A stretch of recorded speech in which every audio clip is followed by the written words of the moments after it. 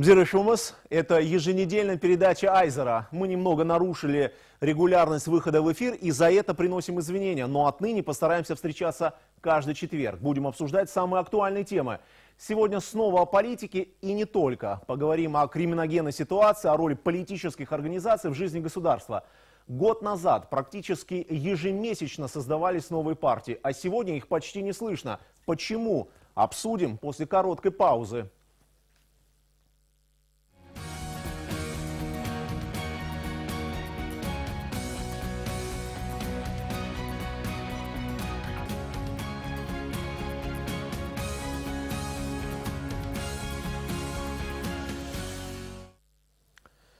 В эфире абхазского телевидения передача Айзера. Напомню, что работаем мы в прямом эфире. И прежде чем представить сегодняшних своих собеседников, я хочу еще раз озвучить тему нашего разговора. Возможно, кому-то из вас она покажется абстрактной, не совсем конкретно, но я хочу, чтобы мы обсудили возможности партий, политических организаций в решении тех вопросов и проблем, которые существуют в нашем государстве. Вот, к примеру, криминогенная ситуация. Все говорят о том, что милиция сама одна не справится с этим злом. При этом, что конкретно предлагают политические партии? Лаша, вот что предлагает Народный фронт Абхазии за справедливость и развитие? Но прежде чем вы ответите на мой вопрос, я хотел бы представить сегодняшних гостей нашей студии. Якуб Васильевич Лакоба представляет Народную партию Республики Абхазия. Лаша Саканя, Народный фронт Абхазии за справедливость и развитие. Сергей Миронович Шамба, руководитель Единой Абхазии. Ахра Аристава представляет партию Апсны. Добрый вечер, Бзилуш Бейт. Ну что, Лаша, пожалуйста, вам слово. Добрый вечер еще раз. Наша партия в данной сфере как бы не предлагала тех или иных идей, но мы поддерживаем идею председателя Демократической партии Абхазии Астамура Логова о создании общественного совета при Министерстве внутренних дел Республики Абхазия. На мой взгляд, я считаю, что данный совет может не улучшить сильно работу Министерства внутренних дел нашей страны, но, скорее всего, даст какой-то позитивный импульс вообще в их работе. Спасибо огромное. Кстати, хочу напомнить нашим телезрителям, что приглашение на сегодняшний прямой эфир получили также руководители других политических организаций республики. Мы надеемся, что в процессе нашего разговора они присоединятся к нам. Якуб Васильевич, какие мысли в Народной партии по борьбе с криминалитетом? Ну, вы знаете, у нас это одна из сквозных тем. Мы давно об этом говорили. Ну, раз вы задаете вопрос в прямом эфире, я повторюсь, как говорится. Хотя в прямом эфире не доводилось на эту тему говорить. Ну, во-первых, материально-техническая база, увеличение, усиление. Без этого не дано повысить резко эффективность. Во-вторых, значит, все общество, в том числе то, что мы говорим, значит, неофициальный, как говорится, класс, вот эти НПО различные и так далее, гражданское общество должно помочь с его участием. А если будет так, что там кто-то должен сделать, да мы будем все молчать и даже не давать показания, когда это явно нужно. И не называть факты, как это делает Народная партия давным-давно, нажив себе много врагов. Ну, многие из них уже перестали быть врагами, что, понимаешь, мы говорили правду. И, наконец, фонды. Мы давно говорим о необходимости создания салона. Фонд, например, скажем, по преодолению наркомании, наркозависимости и лечению. Якуб Васильевич, а что касается контекста, который вы затронули, информационно-координационный центр сможет изменить ситуацию, как вы считаете? Я вам сейчас скажу. В том числе материально-техническую. Спасибо за дополняющий вопрос. Спасибо. Догонку, вопрос в вопросе, как говорится, да? Это я мог бы забыть иначе, потому что мы целое заявление приняли по этому поводу. Я мог об этом не говорить. Но эфир это совсем другое дело. Одну газету читаю там, или в интернете посмотрели пару тысяч человек, а другое дело эфир, где 100 человек могут смотреть. Так вот, вы меня чуть не перебили, значит. Фонд по преодолению, повторяю, наркозависимости и лечению наркозависимых. Там же не только лечение, там условия для лечения, там не забегаловки, извини за выражение, или лечебница, там хорошие люди работают. А ну одна что, ее отец какой, понимаете, там есть специалисты, но у них условий нет работы, как говорится. А мощный центр на уровне европейских мировых стандартов, с бесплатным лечением, с альтернативным подходом. С одной стороны, бесплатное лечение на уровне этих стандартов, приглашать людей, специалистов. У нас есть еще дополнительно охрана, и многие вещи нужны для этого. Но на этом экономить нельзя. Бизнес, 1000 раз спасибо сказать, и оправдает это, потому что наркомания висит над бизнесом, как дамоклова вещь, не дает работать. А с другой стороны, они больные люди. И там и заслуженные, воевавшие, их сыновья там, араул, как говорится, надо лечить. Но как? Не просто идите лечитесь. А вот мы предоставим возможность лечиться бесплатно. На таком-то уровне есть факты зафиксированы, когда люди грабили других, наркоманов, например, с тем, чтобы ехать в Россию лечиться на таком уровне. Освободиться от этой зависимости. А с другой стороны, альтернатива. Усиление, значит, ужесточение преследования уголовного. Да он сам придет. Вы не найдете наркомана, который не хочет вылечиться. Понимаете, не хочет, но ему надо помочь. Теперь, если он не хочет маленький процент, его придет мама, папа, заучи, дядя, отец приведут. И семья попросит, будет плакать, приведут его, он будет лечиться. Подпишешь тебя на добровольных условиях. Ну, Яков Васильевич, конкретно народная партия. Да. И, наконец, фонд по уже борьбе. Здесь слово борьба не очень подходит в первом случае, я уже рассказал. По борьбе, если нужно, как высказался сам Кобахе с подачи президента, в войне наркобизнесу, наркомафии. В войне это уже не просто так. Там тоже нужны средства. И там наши бюджетные средства тоже, знаете, мы же экономим на всем, как говорится. Там фонд тоже нужен.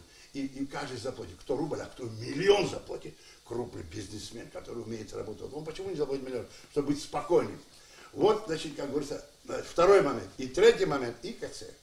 Информационно-координационный центр, против которого выступала часть публики нашей. И мы знаем, кто, что, зачем, почему. Мотивация, она лежит на поверхности. Это те, которые не хотят вот этой борьбы, которую обозначили, которую объявило наше высшее руководство. Вы поймите правильно, кто раньше когда-то об этом говорил? Никто. Даже Ардема не говорил. Ну, Ардема, извините, когда он действовал, ни до чего было вообще. Выживала вся страна. Все мы выживали. А потом, когда пошли транши, я заканчиваю, мой хороший, миллиарды пошли, и что? Никто даже не заикался об этом. Ни о наркомании, ни наркомафии, тем более, как говорится. Яков Васильевич, в нашем полку приняли, я должен представить нашего... Не надо, значит, соглашение это подписывать, а если подписать, не надо ратифицировать. Почему? Это дело такое. Это не просто политическое. Интерпол с нами не хочет с Абхазией работать. Почему? Потому что мы не члены ООН, там устав, сказано все. Они не хотят с нами иметь по этому делу. Прежде всего, поэтому. Там и другие причины, но политические, сами понимаете. Но и сугубо формально-юридические. И что? А Россия по ЕКЦ пройдет это дело, я уверен, что пройдет. Это только, который не хочет всего нормального в нашей стране, он может быть против. Мы аргументируем об этом мысли, я повторяться не буду. Тем более вы не готовы уже перебить, как говорится. Я это говорю, потому что у нас без Интерпола здесь нельзя бороться с той же наркоманией. И с такой особо опасной преступностью, организованной. А Россия для нас может быть тем же, по крайней мере сегодня, в течение какого-то времени, пока мы там не признали то за все, до конца в полный рост. А Россия для нас может быть и будет в этом случае тем же Интерполом. Вы понимаете? Спасибо, Яков Васильевич. Да, позиция прозвучала. Да. Уважаемые друзья, хочу представить очередного участника нашего прямого эфира. Это Гиви Георгиевич Габня. Гиви Георгиевич, добрый вечер. Спасибо, что вы нашли время и возможность прийти к нам в студию. Гиви Георгиевич представляет партию Форум Народного Единства Абхазии. Нет, администрацию президента. Администрацию президента. Ясно. Сергей Миронович, идея, которая была высказана Лашей Саканя по поводу создания общественных советов при силовых структурах, насколько она может, как бы, что называется, переломить ситуацию в борьбе с криминалом? Ну, это тоже надо делать, но одна эта мера не поможет переломить ситуацию. Надо понимать, что ситуация криминогенная, она зависит от общего положения в стране. И Абхазия здесь не какое-то открытие в этом плане делает. Это общемировая тенденция, когда слабая власть, когда тенденции такие в стране, нестабильность, тогда и возрастает криминальная вот эта ситуация, ухудшается. И всякие ссылки на то, что раньше было хуже, но об этом смешно слышать. Мы сегодня живем в сегодняшнем мире, эти люди вокруг наших граждан, они сегодня живут, они хотят сегодня стабильности. Поэтому здесь все взаимосвязано, понимаете, отдельно улучшить ситуацию в МВД невозможно, если мы не начнем делать какие-то серьезные крупные шаги. Что касается, вот было здесь сказано, да, одна из главных мотиваций для криминала, это вот как раз есть наркомания. Я в свое время, еще будучи министром иностранных дел, это было не меньше, чем 8 лет назад, договаривался с международным фондом, Global Fund, ведет такие программы в Грузии. Когда я увидел, что наши наркоманы едут в Тбилиси, оттуда возвращаются, значит, в совершенно другом состоянии, я решил, чтобы прекратить вот эти поездки туда, поговорить с международной организацией, чтобы здесь сделать. Мы целый год переговоры вели. Наконец-то они согласие дали. Там программа касалась двух направлений. Первое направление – это для тех, которых можно вылечить. Второе направление – для наркоманов, которых невозможно вылечить.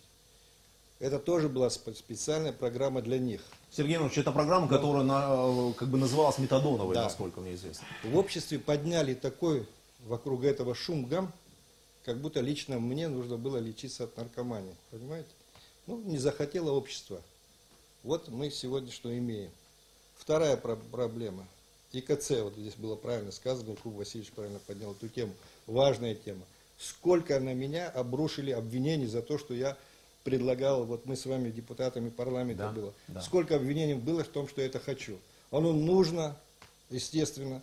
Но я даже считаю, что его урезали мы сами. Можно было более эффективно его использовать. Но хотя бы начнем так. Еще раз повторяю, нужна общая такая глобальная система, которая включает в себя и все ветви власти, и исполнительную, и законодательную, все общество, для того, чтобы мы вышли на какой-то позитивный путь. Коллеги, вот на мой взгляд парадоксальная ситуация. Действительно произошел какой-то всплеск очень резонансных преступлений, об этом трудно как бы спорить с этим утверждением. Но общество бурлит, об этом говорят практически на каждом углу, но партии почему-то, как мне кажется, остались в стороне. Нет серьезных официальных заявлений, осуждающих, а главное предлагающих какие-то конкретные пути выхода из ситуации. Ахра, как вы думаете, почему так происходит? Ну, я бы не сказал, добрый вечер, что партии в стороне. Вопрос в том, что есть какая-то новая реальность, которую мы должны принять. Недавно были выборы. И мы все знаем, что значительная часть депутатов победили независимые кандидаты. Поэтому, да, формировались партии, это было связано с тем, что предлагалась новая выборная система, которая, к сожалению, не была поддержана. Но партии уже сформировались, мы, наверное, все-таки к этой системе придем, когда по партийным спискам тоже будут избираться в парламент. Но в то же время и такой душ, знаете, получили партии. Потому что многие партии рассчитывали, что их представители в каком-то определенном количестве победят. Но, к сожалению, мы по факту увидели, что народ проголосовал больше за независимых кандидатов, которые не входят в какие-то партии, поэтому идет переоценка событий, по крайней мере в нашей партии. Мы сейчас готовим районные конференции, значит, на местах будем обсуждать ситуацию в районах и будем уже выходить на съезд, и эту новую реальность, когда, допустим, значит, мы прямо по срокам там не успели, именно от партии не выдвигали, но наших кандидатов шло 7, выиграли 3. То есть я не знаю о других партий, но партия АПСН свой партийный список не утверждала. На да, потому что мы не успели там по срокам, по законам. Да, но в то же время есть партии, которые вообще их кандидаты не попали в парламент. И, конечно, это новая реальность, когда общество среагировало. Это сигнал от народа, сигнал от общества, что, значит, они пока больше доверяют независимым кандидатам, а партии еще не набрали, значит, ту мощную народную поддержку. Поэтому бывает иногда, знаете, вот Сергей партии мы этой теме касались, выступают партии, да, мы, кстати, очень осторожно, мы делаем такие вот от имени народа, от имени То есть партия Апсны вот таких резких заявлений себе, по-моему, не позволяет. Речь от имени народа говорить или народ недоволен говорить. То есть это, наверное, могут президент и парламент в целом, потому что народ их... Но что касается таких серьезных проблем, которые существуют в нашем обществе, почему партии находятся как бы в стороне? Они партии не находятся в стороне, я же говорю, мы хотим То есть на этих районных конференциях ситуацию, да, значит, мы что-то не так делали, может, неправильно, значит, чаяния народа позиционировали. Это надо информацию по-новому собрать, посмотреть, чего люди ждут, чего люди хотят. И в комплексе, допустим, вот вы задаете вопрос про криминогенную ситуацию, вы задаете вопросы, они все, Сергей Иванович правильно говорит, они все связаны.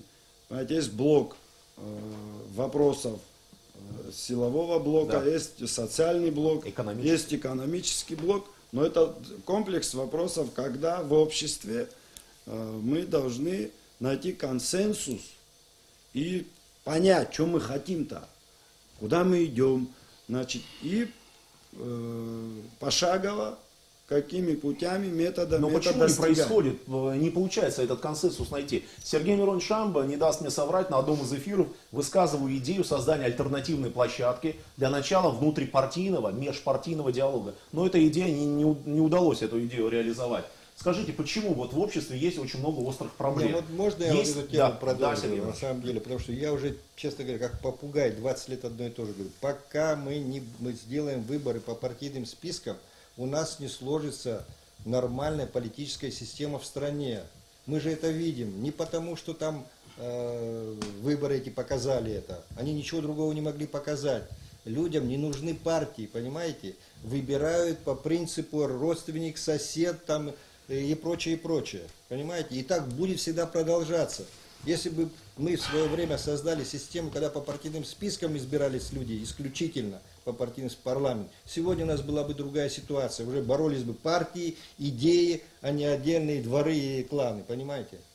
Ну, я тут не совсем здесь согласен. Ваша послушайте, вот, я вам хорошо скажу, идем. вы не согласны. 50 на 50, Нет, хотя скажу, бы переходный период. Вот вы не согласны. Вот вам результат, вы не согласны. Вот вам результат.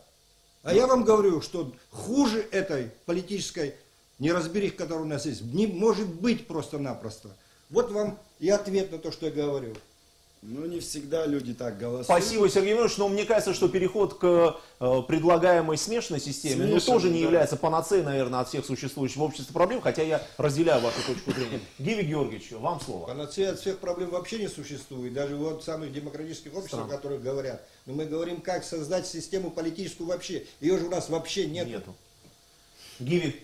Ну, друзья, вот тут разные вопросы сразу затрагиваются и разные направления. Ну, я так понял, что начали вы с ситуации криминогенной, правильно? Ну, это сегодня самое злободневное. Наверное, мы будем об этом, потому что говоря сейчас о партийной системе, это другая, наверное, тематика, она более, другой направленности. Давайте мы поговорим об этом. Вы знаете, все мнения политического спектра Абхазии уже прозвучали. Мы не один эфир посвятили теме перехода к смешанной избирательной системе. Поэтому давайте, не считаю возможным касаться этой темы. Давайте я остановлюсь на ситуации так называемой криминогенной, да, ситуации. Мы об этом тоже говорим. Ну хорошо, добавлю. И как, допустим, мы, как говорится, власть исполнительная или же, допустим, администрация президента, значит, какие шаги предпринимает. На самом-то деле сейчас общество видит, что что-то в этой система называется правоохранительная система, что-то хромает. Правильно же? Руководитель страны дает задание различным структурам правоохранительным действовать таким-то образом. Но не получается почему-то. Не получается не от того, что, наверное, не от какой-то личности это зависит, на систему будет выстроить. Думаю так. И общество, и сама власть понимает, что здесь необходимы преобразования. Поэтому на уровне администрации президента мы готовим какие-то предложения для того, чтобы здесь эту систему преобразовывать. Георгий Георгиевич, раскройте скобки, потому что как-то очень абстрактно прозвучало. Это сейчас. Вопрос. Если это так, почему президент, выступая в МВД, говорит, ваши результаты меня радуют? Объясните. Ну, товарищи, это вопросы к нему. Ну, вы же представляете администрацию президента. Да. Да, да. Ну, Но может, вы по знаете, какой-то что, конкретному вы блоку знаете, деятельности? что значит, общество само видит, какие результаты или минусы есть. Поэтому мы, еще раз говорю, понимаем ситуацию, что у нас есть проблема. Но никто не хочет говорить о том, что проблема не конкретно, допустим, в какой-то структуре одной взятой, или же, допустим, у руководителя одной структуры. Нет, конечно. У нас в целом, вы говорите в целом вообще в стране, а я бы хотел остановиться в целом по правоохранительной системе. Почему? Потому что мы какую-то часть изменений провели с точки зрения изменений в судебной системе. Провели. Как бы мы дали возможность власти судебной быть более-менее независимой. Ну, говорят, что почти независимой, правильно же? Но до судебной власти все остальные мероприятия с точки зрения борьбы с преступлениями, там нужно проводить не меньшую, так сказать, реформу. Понимаете, сегодня у нас проблема есть в работе МВД, проблема в работе СГБ, проблема в работе прокуратуры. Значит, с точки зрения вопросов дознания, следствия, то есть борьбы с преступлениями на местах. И здесь, с точки зрения раскрытия, да, скобок, раскрываю некоторые моменты. Если мы здесь четко не поставим, не выстроим систему такую, кто занимается следствием, кто занимается надзором, кто занимается борьбой на улице, просто борьбой, в этом плане у нас неразбериха. Мы с советской системой оставили то, что было в советский период, ничего не поменяли сейчас. Другие страны, в том числе и Российская Федерация, поменяла данную систему борьбы с преступлениями. И здесь нам тоже предстоит это делать. Речь идет о создании новой структуры следственного комитета. Я думаю, что не просто новой структуры, вывод следственных органов из, допустим, МВД, из СГБ, из прокуратуры. Потому что эти органы должны заниматься другими мероприятиями. Если мы говорим о надзоре прокуратуры, то должен быть только надзор. Мы так понимаем, идеи разные, мы тоже думаем, что к чему-то придем и будем выдавать обществу. Общество об этом говорило не раз, с точки зрения реформирования в этой системе, не раз. Многие, и партии, кстати, не раз об этом говорили. Надо к этому возвращаться и здесь проводить изменения. Иначе я думаю, что мы с вопросами борьбы с преступлениями мы не пойдем, шаг не сделаем вперед. Георгий Георгиевич, в чем видится роль политических организаций? Чем могут помочь люди, Я здесь согласен с представителями партии в том плане, что роль партии, конечно, она должна быть выше.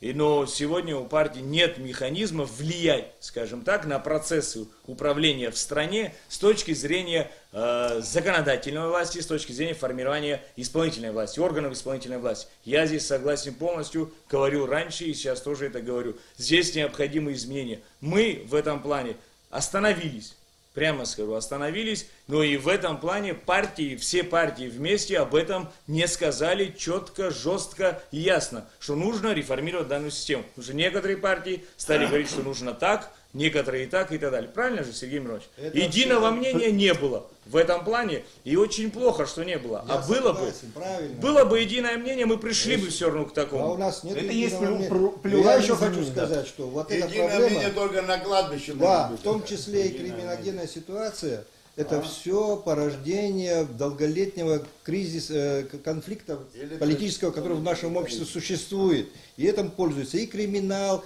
и те, кто хотят, значит, игнорировать закон. Все. Понимаете, все.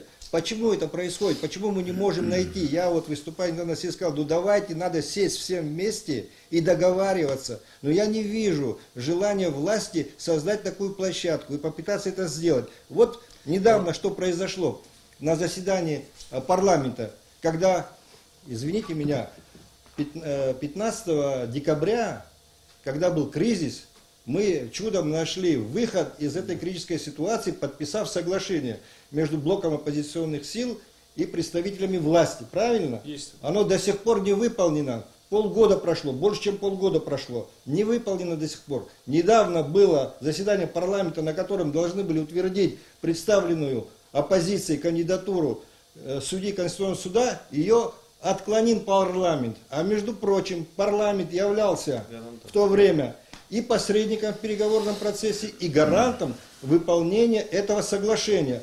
Поэтому то, что сделано было парламентом, это безответственное, во-первых. Это тот тем, Ну, давайте отвечу тогда на это. Не-не-не, я не закончил. эту тему Я не закончил. Вы сейчас скажете, Да. вы сейчас скажете, что президент свою функцию выполнил, передал в парламент это дело. Извините меня, президент и вы, власть, говорили о том, что у вас большинство подавляющее в парламенте, больше 21 там, депутата провластные. Почему же нельзя было с ними провести соответствующую работу, чтобы они поддержали? Ну, Я вас услышал. Я не закончил. Можно ответить? А между прочим, Да, между прочим, это может разрушить соглашение, которое до сегодняшнего дня как-то в таком русле политическую ситуацию сдерживало, и может начаться новый виток конфронтации. Кому это надо?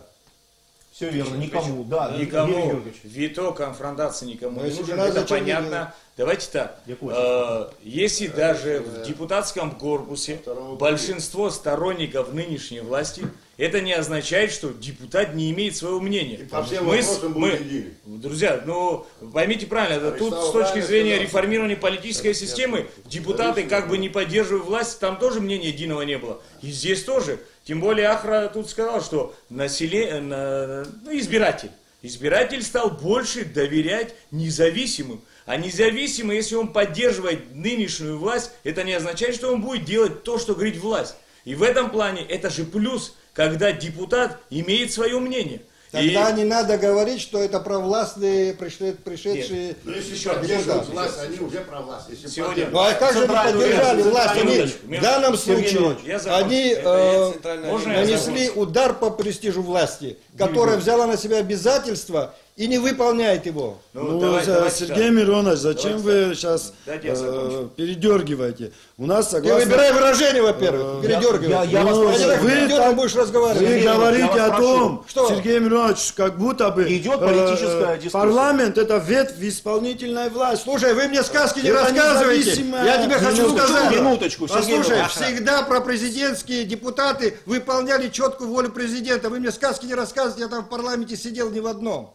Сергей Миронович, для Вы избрания хотите судей сказать, что там Конституционного это суда- армия, что ли? Солдаты сидят, что ли? Вот так делают? Не солдаты сидят. А кто там сидит? Но если они пропрезидентские, они должны послушать президента, дорогой мой. Если они от моей партии там находились бы, они должны были меня послушать. Если Я от вашей думаю, партии, вас послушать должны были. Я считаю, Иначе тогда что не надо говорить. этот вопрос надо задавать депутатам парламента, который вы сейчас задаете. А я это сказал. А что вы так они- говорите, как будто бы это депутаты, это часть исполнительной Я власти. сказал, Решение я должно сказал, быть что принято вчера в депутаты- результате тайного Я сказал, голосования. что депутаты безответственно поступили. Я это Это сказал. ваше мнение, мы с этим не спорим. А ты не Можно согласен еще с добавить? этим? Вот скажи Нет, не свое согласен. мнение Миронович, прямо, согласен. Ахра Шотович, Нет, минуточку. не Юрий согласен. Георгиевич должен Я расскажу, является- Давайте, уважаемые друзья, видение. минуточку. Я Я расскажу Минуточку. свое видение. Было подписано соглашение. Гарантом был кто? За это Кто был соглашение проголосовали пофамильно прошлый созыв парламента. Правильно? Пятый Правильно. созыв, да. Было бы логично в связи с тем, что избрался новый парламент, его переголосовать. Ага. А просто вот так обвинять, что вот того не поддержали, этого А не теперь я тебе поддержали. скажу, Ну, что если есть ответственная власть, тогда такого не бывает. Значит, один президент, если сказал одно, другой Яков будет Васильевич, это пожалуйста. отрицать, да? Сейчас мы президент То же самое и парламент. придерживается какая жаркая дискуссия соглашения. разгорелась. Если бы президент Да. не придерживался, бы, Ну, он не принял бы кандидата. Нет, не потребует. Он бы ее не отправил в Сейчас, парламент. Яков Васильевич. Тогда Юрий не Георгиевич, надо. Минуточку, Тогда не товарищи. надо говорить, что это про президентские Друзья, там друзья. стоят депутаты. Сергей Миронович, Это, Ахра Шотович, депутаты- позиции, которую вы высказали, они были услышаны. Большинство поддерживают курс нынешней исполнительной власти. Но это не значит, что они будут Так голосовать они по ключевому вопросу сегодняшней нашей стабильности нанесли удар по престижу Я власти. считаю, вы этот понимаете? вопрос по конкретной кандидатуре есть, скорее всего, список, кто как голосовал. Его нету, Голосование было тайно по бюллетеням. Юрий Георгиевич, Ну, вы продолжите мнение ваш- депутатов Да, я можно спросить? Мнение было выражено Я вчера в так результате понимаю, что голосования. замглавы администрации президента на этот вопрос отвечал бы, если бы закончили. президент Или лично закончили. отверг бы эту Можно, да, кандидатуру. Он же не Я отверг. Или закончите. Я да. закончу. Это Да. все друзья, уловки о том, что вы Или говорите. закончите. Прекратите. Да. Вот эти Милан, ваши потом уловки, мне- понимаешь, вот это вот все, вот к этому все и привело нашу ситуацию сегодня. Сергей Миронович, Друзья, давайте просто поговорим о примерах, которые говорят немножко об обратном. Друзья, были такие моменты, когда президент предлагал идеи, а парламент их отверг. Помните, да? Вопросы даже со смешанной системой, там 35-45. Понимаете, да? То есть здесь это было и ранее, скажем так, совсем рядом, совсем недавно. Значит, он предложил такую идею, а отвергли депутаты, хотя они сторонники власти. Правильно же, это было же, в большинстве своем. Сейчас. Ну, в большинстве были. Сейчас Получается, что нет. они, ну как, по разным вопросам они принимали решения с точки зрения интересов исполнительной власти, а в данном вопросе они приняли свое решение. У них был, скажем, у них свое мнение. И здесь давайте все-таки поговорим о том, что есть право, правовая норма, а есть еще и, так сказать, общественное соглашение, скажем так. Это не правовая норма, но в любом случае надо ее придерживаться, раз договорились. Но, друзья, если сторона предлагает, скажем так, те же кандидатуры, а они по правовой норме не соответствуют, и что исполнительная власть в лице президента. Я просто Кстати, говорю, по одному из я кандидатов сейчас, так и было, да. сейчас, минутку. Я же не про конкретно говорю про А кого-то. я Вот. про конкретно говорю. Ну, я вернусь к конкретике тоже. Если, допустим, Гиви, сегодня- заканчивайте, к Якову да, Васильевичу перейдем. сторона предлагает, допустим, кандидатуру, а она по норме не проходит. Сторона понимает, Мы об что этом она не не говорим проходит. сейчас, Да Иван. сейчас это все взаимосвязано. Взаимосвязано. Она не проходит. И что нужно руководителю страны? На норму наступить и давать? Не делает он этого. Гиви, Теперь дальше. Ты Теперь хороший дальше. юрист, но я тебе хочу сказать. Да. Такой случай был, когда при первого кандидата подала оппозиция, никто шум из этого не поднял. Они тоже это поняли, подали вторую кандидатуру. Против нее никаких правовых норм нету. Без проблем президент подает в парламент. Она была представлена. Представлена кандидатура в К парламент. сожалению, получается, у президента нету достаточного количества голосов, которые бы его поддержали в этом вопросе. А этот вопрос, этом да. еще раз говорю, бьет по престижу президента и что власти, которая подписывает соглашение, не может выполнить. И это не единственный вопрос. Где член Центральной избирательной комиссии?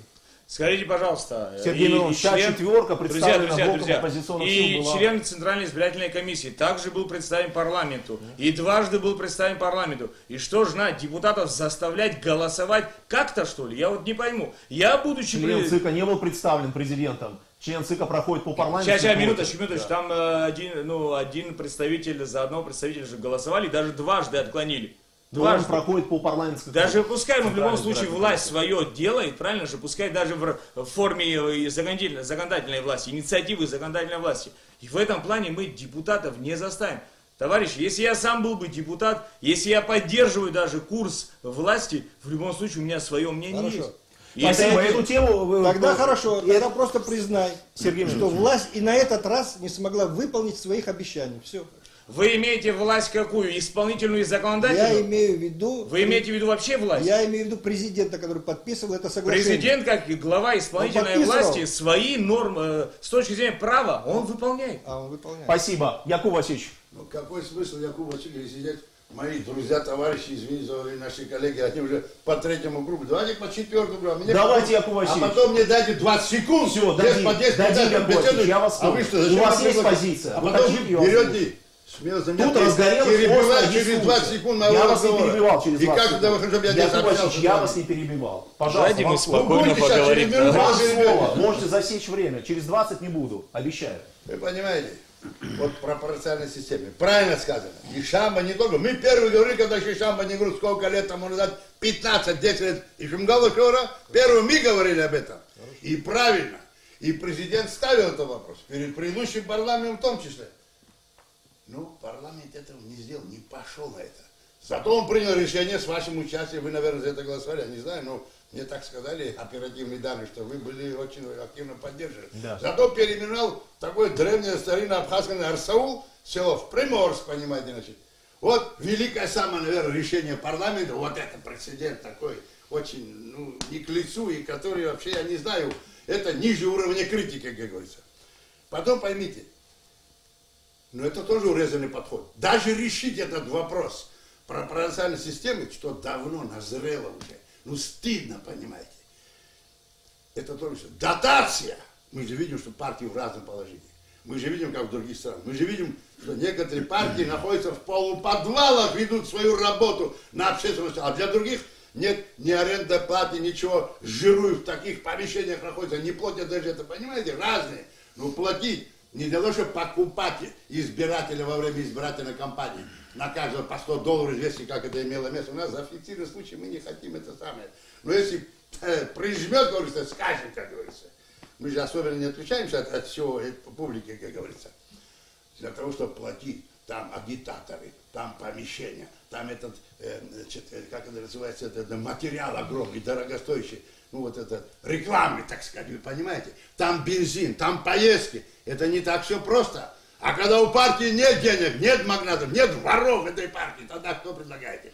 То есть этот вопрос тоже надо решать вместе. И тогда это действительно будет создано, естественно, произойдет создание системы многопартийной или малопартийной, там, вот так. Это одна сторона. Вторая сторона. Вот поймите, сейчас не хочу поименно. Мы говорим, власть.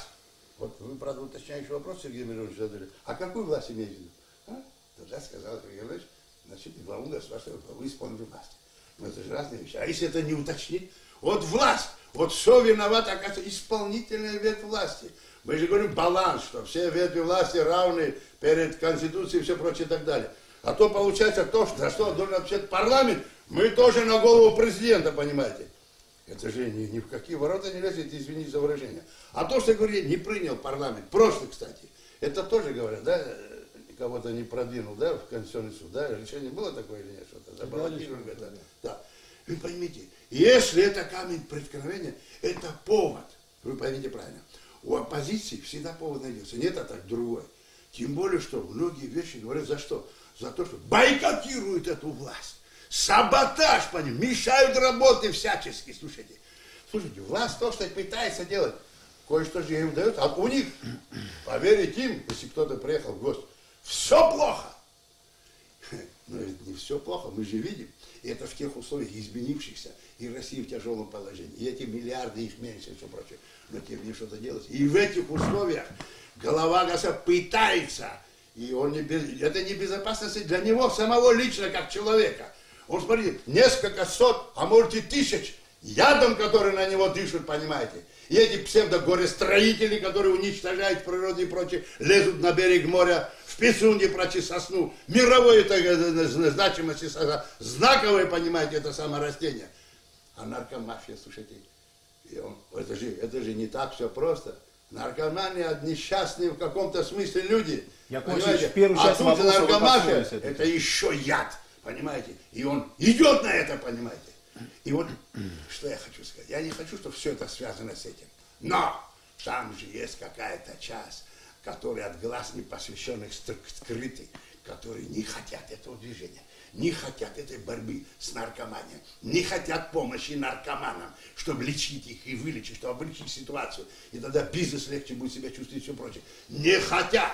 И из-под воли они баррикадируют, саботируют власть, чтобы у нее ничего не получилось, понимаете? Ну, я думаю, у них это не получится. И потом, до каких пор, до какой степени мы будем столь наивны, что весь мир опутан паутиной ЦРУ, спецслужб, на которые бросаются, если не триллионы, сотни миллиардов долларов, а обходят, они обходят и все. Мы должны понимать, что здесь все разведки вражеских государств, которые в целом на нашу страну ядом дышат, и на все наше многонациональный народ и государство, они работают тоже на это, понимаете. А кто-то, то ли не понимая, то ли недопонимая, то ли по недомыслию, то ли специально не без этого быть просто логически не может. Так же, как в галактике говорят. Спасибо, нет больше, нет, исключено, чтобы не было еще даже такой же Земли, как наша. Так же и здесь. Логика вся говорит о том, что эта работа ведется из подачи этих спецслужб, понимаете. Чтобы поломать эту работу, многие вещи впервые такие звучат. И не просто старается, вместо того, чтобы помочь, помоги, не хотите, отойдите в сторону. Не мешайте, не саботируйте, не пытайтесь шельмовать власть. Иначе может произойти действительно катастрофа, если будут продолжать этим заниматься. Вот тогда что они скажут? Но им, может быть, это безразлично, вы понимаете? У них есть возможность в другом месте потом оказаться где-то, понимаете? Они в Абхазии вместе с нами, с народом. Спасибо, Яков Васильевич. Да. Или слишком завязаны в каких-то черных, опасных, дьявольских делах, что иначе они не могут себя вести, потому что им не разрешают их хозяева. Спасибо. Похоже на это, вы понимаете? 5 минут у вас было, Яков Васильевич, честно. Но не 15, как у наших. Ваше, У пожалуйста. тебя было больше, чем у всех вместе. Я постараюсь в 4 уложиться. Я хотел бы соподелать немного Гиви. Вот я не согласен с вами с тем, что вот вы говорили о преобразовании там, правоохранительной системы, нормативно-правовой базе. Нормативно-правовая база, которая у нас перешла от Советского Союза, она достаточно неплохая. Если она будет работать хотя бы в объеме на 70-80%. Здесь вопрос не в этом стоит. Здесь стоит вопрос и в кадрах, и вот материально-технической базы. Ну, надо как-то, знаете, более серьезно относиться.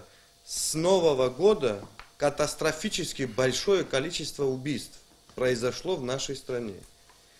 И мою семью, это моих родственников не обошло. И многих родственников там семей не обошло. И вы знаете, вы, конечно, меня извините, но скидывать на то, что мы должны преобразовать, и только из-за этого плохо работает правоохранительная система, я с вами категорически не соглашусь. Сегодня катастрофические проблемы в системе правоохранительной системы. Это раз.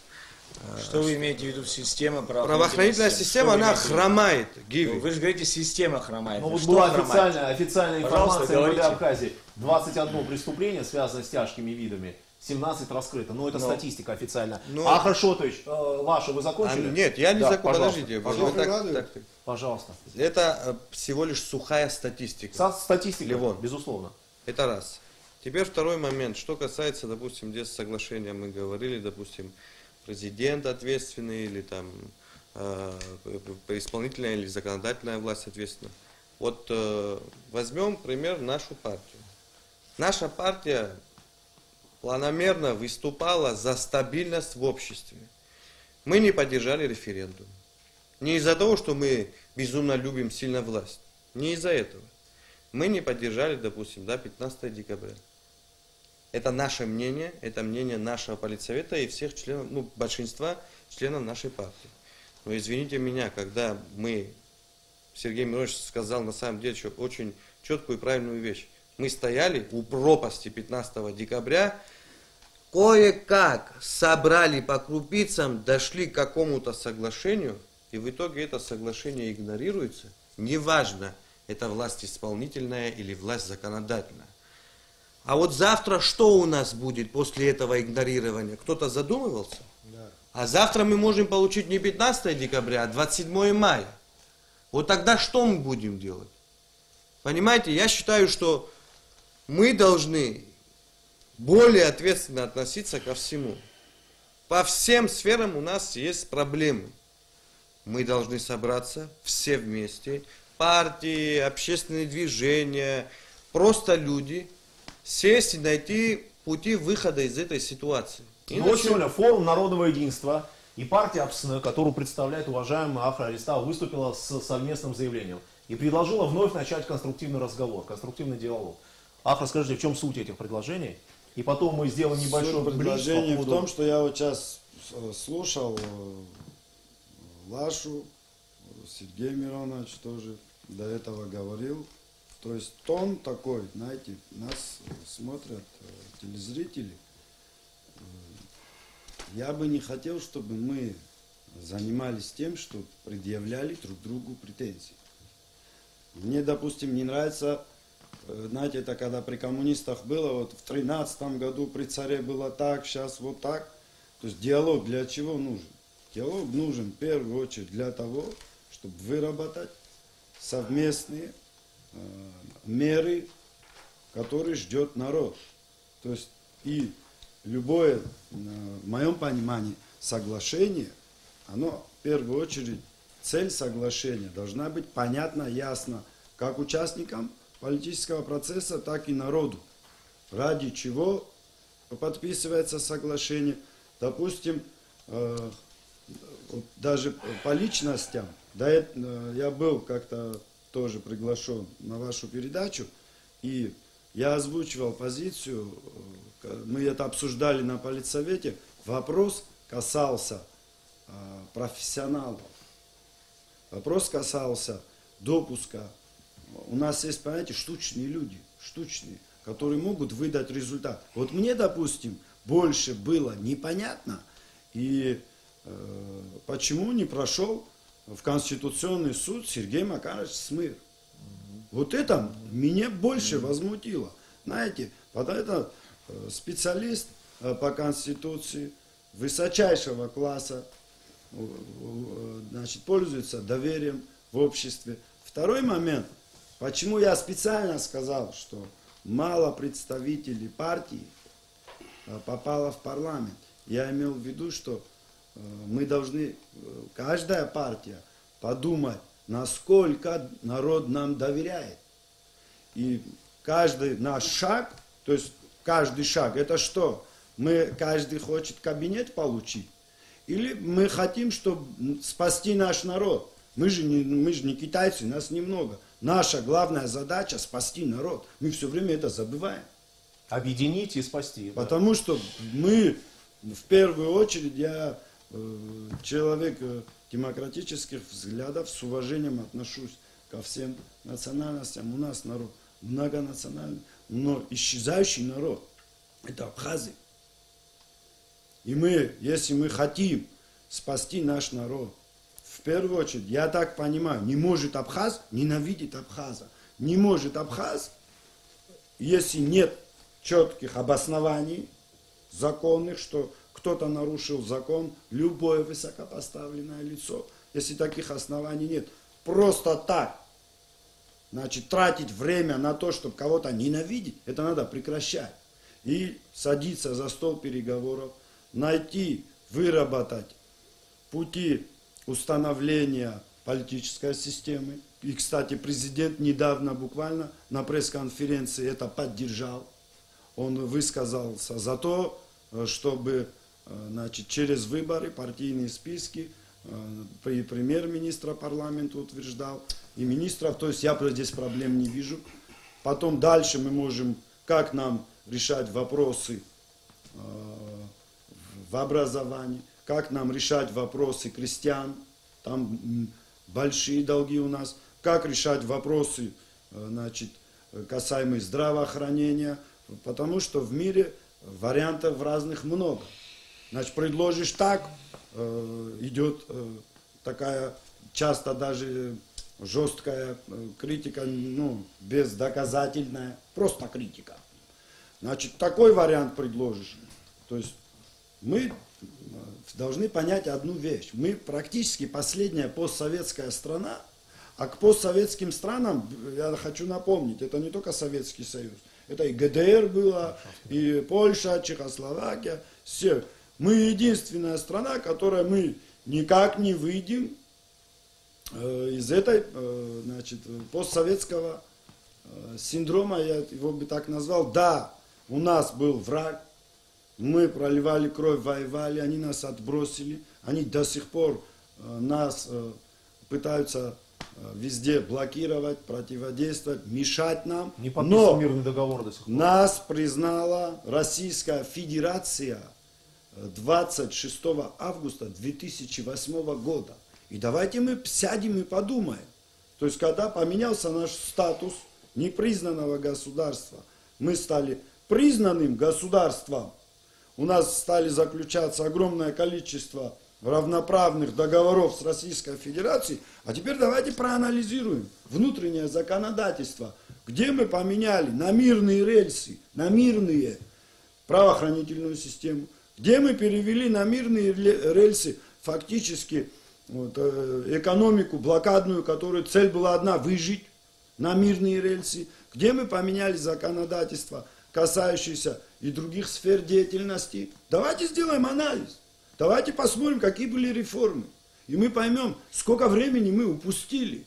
И мы сейчас пытаемся, значит, выработать какую-то модель. Это жизнь. Я ничего страшного не вижу здесь.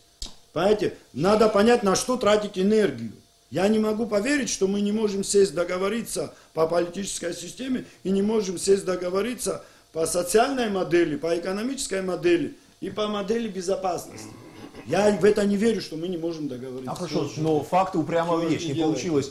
Кстати, Сергей Миронович в своем недавнем выступлении говорил о той угрозе, о которой ты сказал по поводу исчезновения этноса, нации. Сергей Миронович, пожалуйста. Знаете что? Да. Вот, какое-то, вот опять же, причина я уже сказал. Причина в том, что мы создали нормальную политическую систему и пожинаем сегодня все эти плоды. Мы до сих пор не можем понять, что оппозиция нужна для того, чтобы критиковать власть. Вы начали этот вопрос с того, что было совместное заявление Форума Народного Единства и партии АПСН. Я его читал. Это правильно. Они пытаются обществу показать, что сделано. Единственное, с чем не согласен, надо перестать уже постоянно ругать предыдущую власть. Согласен. Что это такое? Мы живем в сегодняшнем дне. Но с другой стороны, нужно понимать, что оппозиция нужна для того, чтобы Карась там... Не дремал. Нужен, чтобы, не дремал, понимаете? Она должна, если этого не будет, этой критики, то власть совершенно деградирует, распоясывается. Ведь правильно, во всем мире так. Почему мы хотим из одних делать врагов? Да не должны мы Согласен. это делать. Не должны этого делать.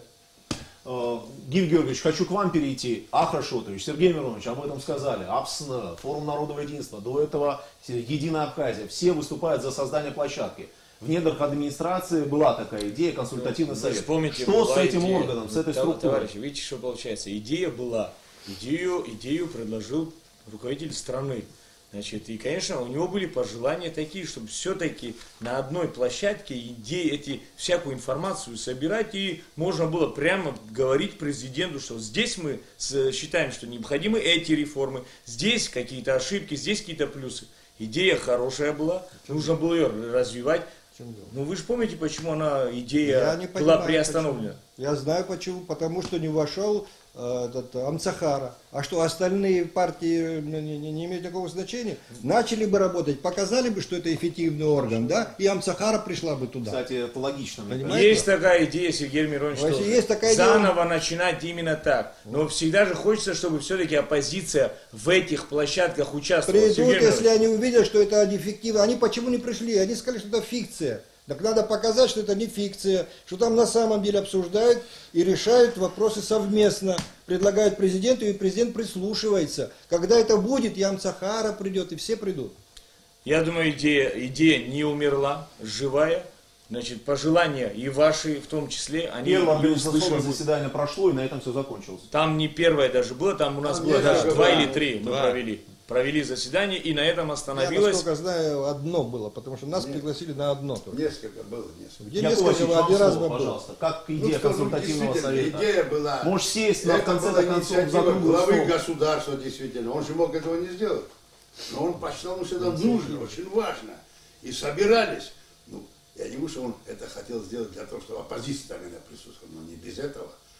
Он не хотел себе позволить, что мы, все, которые поддерживают, так сказать, власти, которые привели к главе государства, главу государства к этой высокой должности, самой высокой, партии, а тогда Координационный совет практически, это почти все партии были, за исключающим исключением. Он не хотел, что он только с этой базой своей общается, и это длилось несколько раз, и тянулось. Один раз пришли там представители, потом он перестал уходить, потом мы посмотрим, все как-то. Капризов было очень много, и поэтому оно ушло в тень. Но, как вы говорите, что эта идея не умерла. Если это так, это очень правильно. Идея не умерла, живая глава идея. государства предложил, хотел, искренне, все видели. Не умоляй же упрашивать ему в конце концов. Сергей Миронович предлагает, по крайней мере, начать с теми, кто согласен с этим. А потом вот разговор, вы как-то об этом хотели, да, и соглашение готово выйти, там уже голоса такие раздаются. И это Сергей Миронович эту тему затронул. Да где я это затронул, это постановление съезда. В данном случае главное никто. Он сказал, что открытый человек, говори, что считает нужным. Да. Можно говорить, и можно при этом ошибаться, и любой. Я всю жизнь говорил и буду говорить, что меня никто не заткнет. Как? Я всю жизнь говорил то, что я думаю, Все при правильно. всех властях, и буду говорить. Речь идет о том, сейчас я сам себя не переведу с вашей помощью. Речь идет о том, что удаются, не только я один из многих руководителей разных партий, других структур, удаются выдержки в памяти президента, главы государства. По мне-то, Выдержка называется. это тоже не выход из положения, потому что мы же видим ситуацию какая. Инфантильность полная. Не понял? Не, поддерживаю вас полностью. По секрету. Понимаете, это же не выход из положения, выход из соглашения, каприз. Но по мне-то оснований больше у президента выйти, значит, извините, из этого соглашения, когда видит, что баррикадируют конкретно. Все плохо, исключительно все. Вы понимаете? Поэтому надо еще подумать тем людям, которые, значит, вот такие вещи высказывают. Значит, Яков Васильевич, можно точку потом- пока поставить на время? Вернемся Потом вы к вам. говорите спад. Я говорю, какой спад, слушайте? Вот, и другие партии тоже, я вижу, высказываются. Но наша партия ни один сколько-нибудь значим. Маломальски значимый вопрос не оставляет вне поля своего зрения. Это и самые разные, разнопорядковые. И потому и КЦ, что многие высказывались. Те, которые высказывались, как они... А к съезду готовитесь, Яков Васильевич, у вас предполагается... Односложно говорили об этом, а там же это серьезнейший вопрос. Или по празднованию Кераза. Вы понимаете, 80-летие Кераза как произошло? Случайно, не случайно, Шамиль Лаков умер на панихиде, я говорю председателю Совета общественности, помните, Пиле Шамиль Хусилович, там многие организации входили туда, и в том числе Совет старейшин, председатель Совета общественной организации, политических партий и так далее. Я говорю, знаете, Шамиль Хусилович, я что-то не вижу подготовки к празднованию юбилея 80-летия Кераза. Это национально-освободительная армия абхазов. А что? А я говорю, остаются считанные дни, я говорю. И вам спасибо не скажут. И Владиславу Григорьевичу из-за вас вы не подсказали. У него много дел и Псисаков, что не скажут спасибо за это.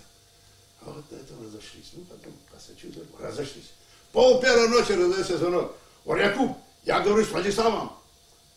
Он команду дал обязательно кровь с носу, как положено, отметить этот мощный юбилей. Ну, вот очень правильно делают.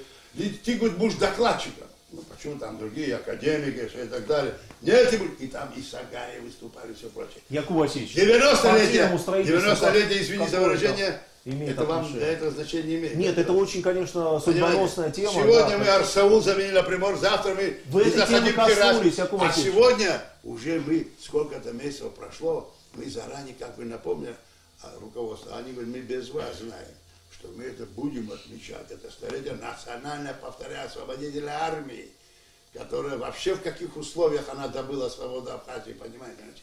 То есть мы этим вопросам тоже уделяем внимание. Спасибо. И высказываем, и Спасибо. публикуем материалы.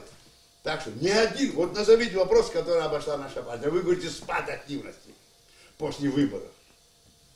Я имею в виду после выборов, ну вот только Амсахара провела съезд. Сергей Миронович, планирует Разве Единая только Абхазия съезды провести съезд? показательные? Нет, Разве конечно. только Вот съезды? АПСН готовит, районная там всякая конференция. критика в соцсетях, что вот мы свой съезд не можем пройти. Слушайте, у нас по уставу съезд в 4 года один раз.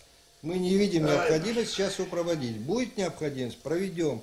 Такую чушь всякую пишут. Пишут о том, что мое выступление, это я выскочил из ржавого поезда, хочу заскочить. Я ни в каком поезде не был. Я 6 лет не был на государственной службе никакой. Я 2 года вот был депутатом парламента и все.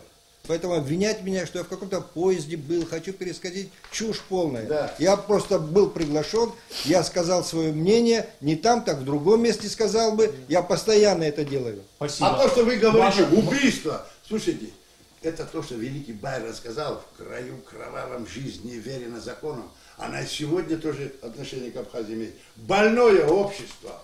После войны, говорят, много лет прошло, но для такого дела это немного. Общество больно многими хворями, понимаете. Такое И маленькое общество, 20 Маша, лет. пожалуйста, работаем в прямом эфире сейчас, скоро будем закругляться. Ваша, самом деле, Народный я- фронт Абхазии. Я тоже не согласен, что есть спад после выборов. Вы знаете, выборы очень сильно выматывают. Партии, обычных частных людей. Если говорить о нашей партии, мы за 1,5 года провели 5 съездов, 9 конференций. Выборы когда были? И на сегодняшний день мы готовим районные конференции, и где-то осенью мы проведем съезд. Может, возможно, будут какие-то преобразования в партии. Мы вот в районных конференциях это все будем узнавать, слышать мнение наших членов партии. И То есть сейчас вы работать. приступили к встречам районов. Мы не приступили, мы Не, не имеется в виду районные останавливаемся, конференции, да. мы работаем. Вы продолжаете эту деятельность. Конечно, и будем работать дальше. Ах, когда у вас съезд АПСН? Ну, предварительно дата, мы хотим до праздников наших сентябрьских, если успеем, постараемся до 10 до 15 сентября. Съезд нужен в первую очередь, чтобы, вот это, я уже об этом говорил, новую реальность принять. Дальше нам тоже надо решить, у нас есть свои взгляды, есть свои политические и обещания, и программа политическая, поэтому надо свериться, как сказать, с народом в районах, послушать, что говорят люди. Я согласен с тем, что есть абхазское слово, есть гамцра, то есть есть недовольство. Это очень плохо, когда общество недовольно. Это в первую очередь мы, кто занимается политикой, должны это понимать правильно, потому что люди хотят быть уверенными в завтрашнем дне, они хотят знать, в каких школах их дети будут учиться, какие у них будут пенсии, какая у них будет работа, что будет с народом, что будет с государством.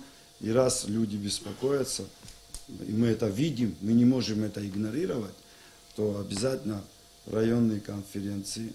Значит, дальше мы выйдем на съезд и сформулируем и переформатируем наши ближайшие политические цели. Еще раз я хочу обратить внимание на позицию нашей партии, что партия только за конструктивный диалог. Раз, партия у нас демократическая, конечно, мы за критику, но в то же время мы хотим сказать, что критика должна быть конструктивная. Вот это делаете плохо, давайте лучше сделаем вот так.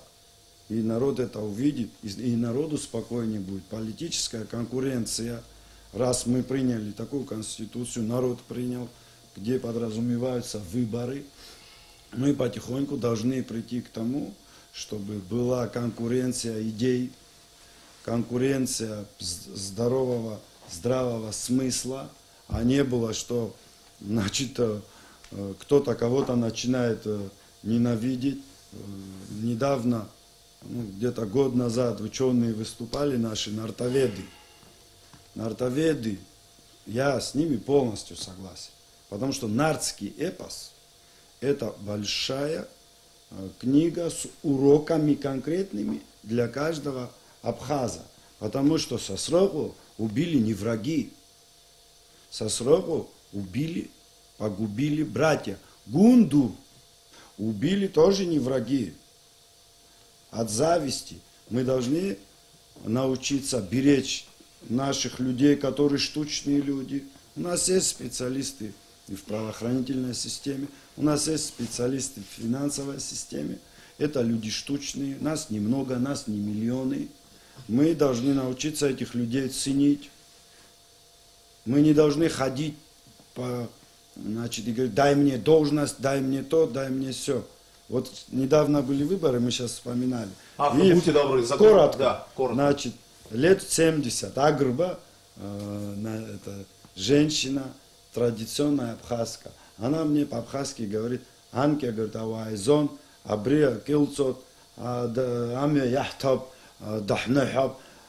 То есть, понимаете, что было? Я знаю, Львов, вы абхазски понимаете. А сейчас, значит, куда-то кто-то бежит, куда-то кто-то спешит, какие-то должности тянет, не тянет, даже не понимает.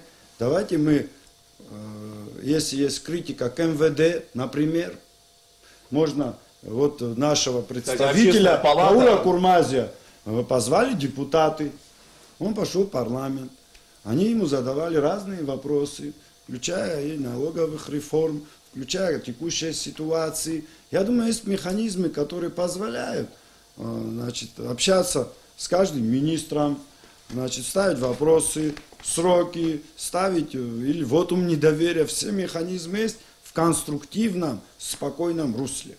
А вот у меня вопрос. Вот эти штучные люди у вас привлечены сегодня к власти? Много не привлечено, согласен. Согласен, Сергей Миронович. А давайте, коллеги, столько нет портфелей. Больше часа работаем в прямом эфире. Наша передача мы говорим о штучных людях. У нас их так много. Сергей Больше, Иванович, чем должностей? наша передача плавно подходит к своему завершению. Я хотел бы попросить вас подвести небольшие итоги. Вот каждый из здесь присутствующих признал, что в стране существует ряд острых проблем, ряд острых вопросов, которые требуют оперативного такого реагирования. И самая главная задача, которая стоит в первую очередь перед вами, как перед лидерами партии, это вот собраться все вместе и начать обсуждение. Сергей Миронович, все-таки что мешает? Почему не инициировать? Условно говоря, завтра пятница. Может, соберемся? Да мы готовы собраться, ничего, мы можем собирать сколько угодно. Ничего не получится, пока сигнал не будет от главы государства. Пока не будет от него реального желания собрать, не выпускать, пока мы не договоримся. Мы этого не видим. Спасибо. Мы все время говорим о том, что он же сказал, он же предложил. Слушайте, нужно свои слова доводить до конца. Все, понятно. Реализовать их в дела. Яков Васильевич, вам слово. О чем, о чем? О том, что как начать диалог межпартийный и в целом с руководством страны, с властью. Что мешает объединиться? Одна из мыслей вот здесь прозвучала, в устах Георгия Гиви, что идея не умерла, что может вернемся к идее вот, Консультативного совета. А что придумывать? Зачем придумывать? Есть она идея. Но есть гарантия, что придут туда все. Те, которые сегодня саботируют работу власти, придут они. Никогда никакое дело не начинай, чтобы все собрались. Я думаю, что независимо придут. Вы готовы? Народная партия. Народная партия готова. Ваша, пожалуйста. Ну, если часть политических партий, допустим, не идет к президенту, может, есть смысл парламенту создать такую площадку? Без президента? Нет. Парламентом... Идея. Знаете что? Вот Байрон все тот же, он говорил о парламенте, правда, английском. Вот вы послушайте, дайте оценку. Вступление мы склонны растянуть, как речь в парламенте, и скомкать суть. Парламентаризм в Англии самый развитый. И тем не менее великий барин так отозвался об английском парламенте. К абхазскому парламенту имеет отношение, как вы думаете, это? Бесспорно. Конечно, Георгий имеет Георгиевич, отношение. пожалуйста. Поэтому главе государства, конечно. Георгий Георгиевич, Ну, пожалуйста. друзья, и сегодняшняя наша встреча тоже говорит о том, что идея все-таки предлагать идеи высшему руководству страны, идея живая, и надо это воплощать. Я сам говорю о том, что да, это надо делать, и открою некоторые элементы того, что мы делаем. Такие же вопросы мы у себя в администрации президента ставим и хотим реализовывать. Думаю, что в ближайшее время, Сергей Иванович, как вы сказали, как Якуб Васильевич, как вы все говорите, начнем с чего-то, хотя бы с чего-то, правильно же? Начнем. Хорошо, да. Потом, когда мы встретимся, я еще больше вам расскажу, какие идеи у нас были, есть, и даже старые записи покажу, как мы к этому относимся. На самом деле, такие идеи с точки зрения выслушивания напрямую различных вопросов и идей от политических партий, эта же идея не сегодня появилась. Помните, да? Она и лет 10 назад, она реализовывалась тогда высшим политическим руководством. Опять же, повторюсь, в том плане, что это надо возвращать. Это хорошая идея. Думаю, что в ближайшее время мы все равно приступим к реализации данной идеи. Будет она выглядеть с точки зрения совета при президенте, или как-то это будет называться по-другому, не знаю, может быть, кому-то не нравится, что оно называется совет при президенте. Да, может надо быть. несколько площадок, пускай Да, будет альтернативных кто-то площадок. кто-то будет Сергей в Иванович, парламенте. Надо... вы же помните, у нас тогда еще в этом совете, да, начало, были вопросы такие проблемные, такого рода, что необходимо участие только политических партий, или же, допустим, помните, да? Мы ставили. Ну, вы ставили, если другие партии ставили. Это балаган будет. Ну вот видите, да? Конечно, политических партий. Вот здесь... Или наиболее Кстати, крупных. тогда Васильевич, Сахара и отказалась, потому вот что они помните, сказали, да, что да. без Вот, общественных организаций... они не Друзья, пойдут. вот тогда, допустим, этот был момент камнем преткновения, скорее всего, да? И сейчас, скорее, уже и власть, и политические организации понимают, что формула должна быть такая. Политические силы, а это политические партии, напрямую с руководством. Спасибо. Ахар Шотович, заключительное слово вам, пожалуйста. Я еще раз хочу повторить, что наша партия, безусловно, за политический диалог, который соответствует нашей культуре, нашим традициям, нашему этикету. Мы все-таки в большинстве своем живем по традиционным абхазским традициям, даже другие национальности, которые проживают в Абхазии. Я уверен, что в наших традициях есть большой, огромный, тысячелетний опыт нахождения компромиссных решений. И в этом духе, в этом ключе, потому что, допустим, как этот, значит... Сказал Байрон, вы будете Нет, Байрона? я Байрона цитировать не буду, но речь идет о том, что была критика наскоковых или быстрых реформ. Я хочу еще раз напомнить, что народ находится в тяжелейшем положении. И с реформами и методами этих реформ надо быстрее определяться и быстрее их реализовывать. И еще раз, включая политическую систему, надо это делать быстро. И эта критика касаемо несбыточных обещаний. Вы знаете, все соседи у нас живут вокруг, значит, по тем обещаниям, которые были даны на президентских выборах, они все сбыточные. Вот если кто-то в это не верит, конечно, это другой вопрос. Но если всем нашим соседям это удалось, и по уровню жизни, и по доходам, и по зарплатам, и по медицине, и по образованию, знаете, я в свой народ верю. Я знаю, что у нас все получится. Вопрос лишь в том, что нам нужен для того, чтобы такие глубокие реформы проводить, все-таки объединиться и вместе идти вперед. Компромисс. Именно политический компромисс. Если мы что-то упустили, не жили по этим правилам. Если не консенсус, то компромисс. Я конечно. не знаю, я лично. Спасибо. Опыт. Вот такая ремарка, 20-секундная. Да. Вот посмотрите. Вот говорит человек, что в тяжелейшем положении, вы сказали, не в тяжелом, а в тяжелейшем, правильно? И он ни в менее, ни в более тяжелейшем положении, чем вчера и позавчера было. Так, народ? Так? И посмотрите, власть. Это вот маленький такой пример. И власти в этом вопросе, понимая это, что она, сколько-то, 7 или 8 тысяч гектаров бесплатного этого самого пахоты. Оказывается, это тоже плохо.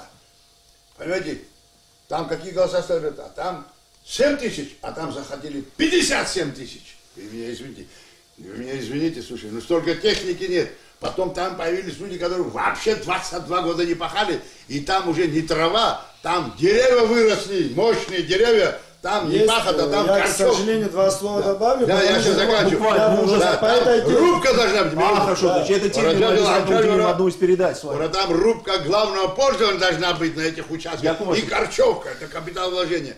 И оказывается, все плохо тоже оказывается. А вот я хочу сказать спасибо Якову Васильевичу Лакова, который в том числе инициировал создание вот именно этой площадки, площадки Айзера. И я себя поймал на мысли, что вот нам же удается здесь собираться каждую неделю, обсуждать самые злободневные и самые актуальные вопросы кстати, нашей почему нет действительности. оппозиционных представителей? Были приглашены. Таким получился очередной выпуск передачи Айзера. Говорили о разном, но ключевая мысль касалась одной главной задачи – объединения общества. Этого бесспорно хотят все, и власти, и оппозиция, и центристы. Потому что Сергей Миронович, я ни язык не повнется называть оппозицией. Нет, он конструктивно рассуждает, мыслит. Яков Васильевич, мы В завершаем. крайнем случае умеренная оппозиция. Мы завершаем. Но не как в Сирии.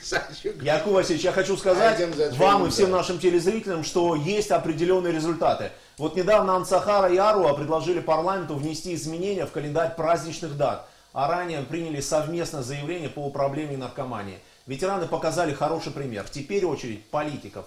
Надо отбросить амбиции в сторону и начать разговаривать друг с другом во имя будущего страны и многонационального народа Абхазии. На сегодня это все. Я, Левон Галустян, прощаюсь с вами. Благодарю вас, уважаемые наши гости, за то, что пришли и ответили на вопросы. В следующий четверг с вами будет моя коллега Элеонора Когония. Всем доброй ночи. Абзирас.